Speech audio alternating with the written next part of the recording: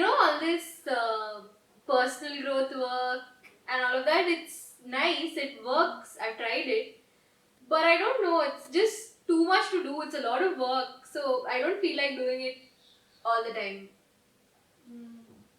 Yeah, I mean, I agree it takes some effort and it is some work, especially at the beginning, but it's so worth it, no? I mean, the results are just amazing. And I guess, like with anything else, the more we do it, the easier it becomes, the less effort it actually takes. But let's ask Dr. Sampuna what she thinks.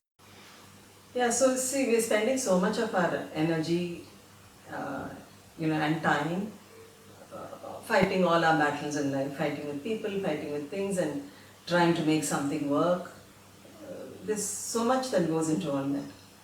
Instead, we can spend all that time, use all that energy to actually clear something within ourselves so that we can easily move forward and get what we want in our lives. No?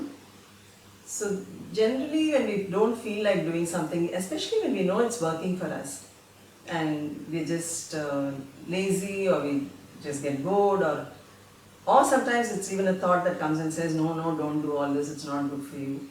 All this is just resistance to bringing about change in your life.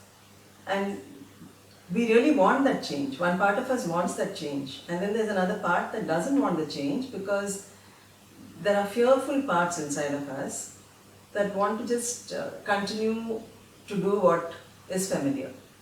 They don't want change. Those are psychological parts of ourselves that have not grown up. So rather than giving in to that, we can work it through. We can heal those wounded parts of ourselves, heal those parts that have not grown up, so that then we work more as a whole. All those parts then come together and then there's no resistance. Then we can just keep growing, we can just keep moving, we can just go forward, get what we want in our lives with so much more ease, so much more grace. And when we can have that, why do we not want to change? Why do we not want to put in this little effort? Yeah?